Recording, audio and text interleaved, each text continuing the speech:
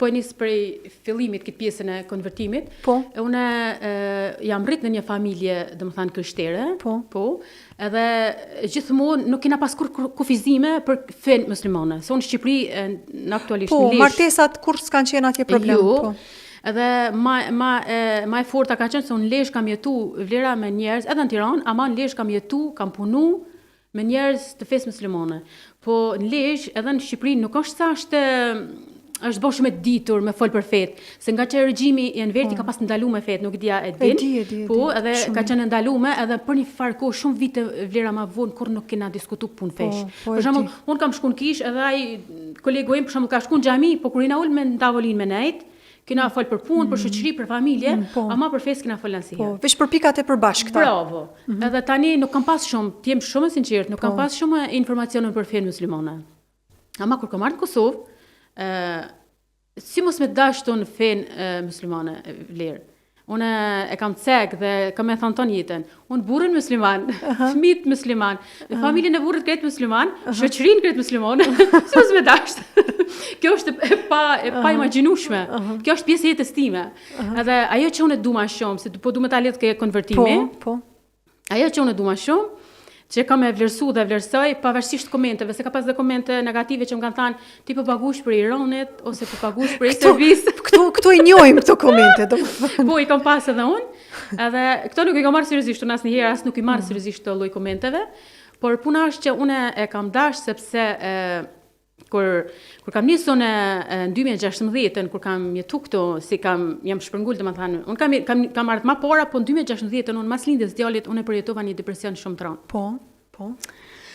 Edhe vlera as kërkush nuk e din, hera parë që po e deklaroj, edhe po e tham, as kërkush nuk e din çfarë depresioni kam kalu.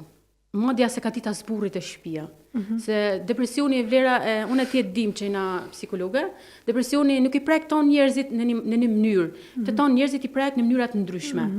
Edhe unë për shembull, gjatë ditës kam funksionuar shumë mirë, kam punu, kam miell baqe, se unë e them me krenari që unë jetoj në shtëpi private dhe bëj baqe dhe bëj lule.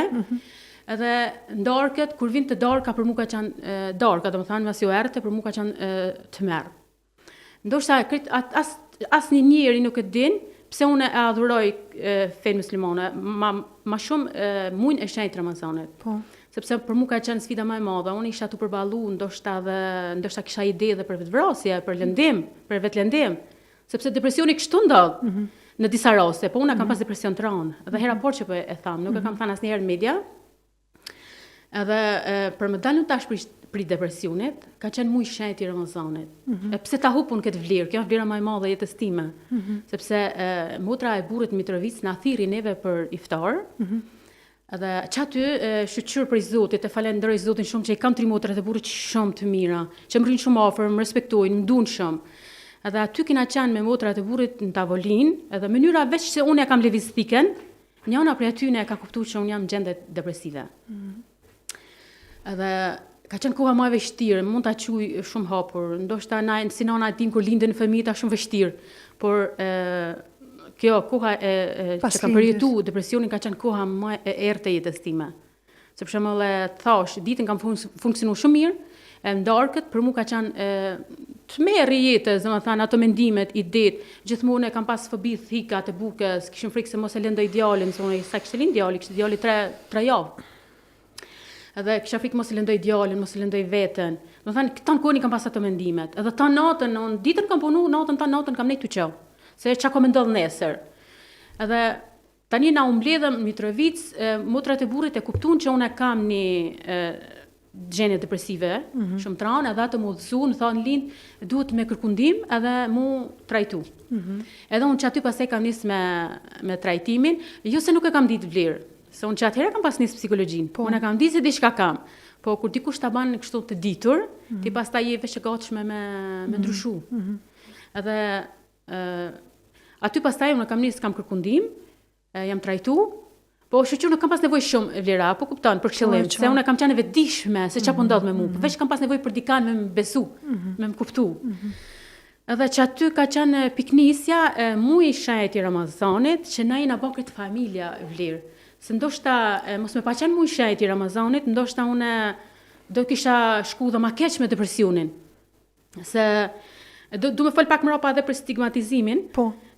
Duke mendu që unë ardhe për Shqipëri, në ata që dim, nuk duan me hub vlerat Kosovës, po stigmatizimi në Shqipëri shumë është çdo. Ka më shumë Kosovë prezent. Okay. Duke mendu që unë ardhe për Shqipëri dhe këtu kanë më paragjyku njerëzit nëse kërkojnë ndihmë. Se unë kam ditë që kam nevojë për psikolog. Okej.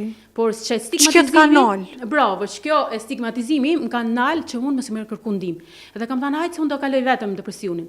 Po jo, depresioni nuk kalot vetëm. Edhe këtë ja u baj thirrje, domethënë edhe gjitha nanave që e përjetojnë pas lindjes, se dikon 80% nanave e përjetojnë me mjekësi. Jo bëj thirrje që mos të vije turp, nuk është fare marrë turp. Mos me dëgju ç'a thot vjera, ç'a thot peshiu, ç'a thot kunati, ç'a thot kunata, jo, do të më kërku ndihmë.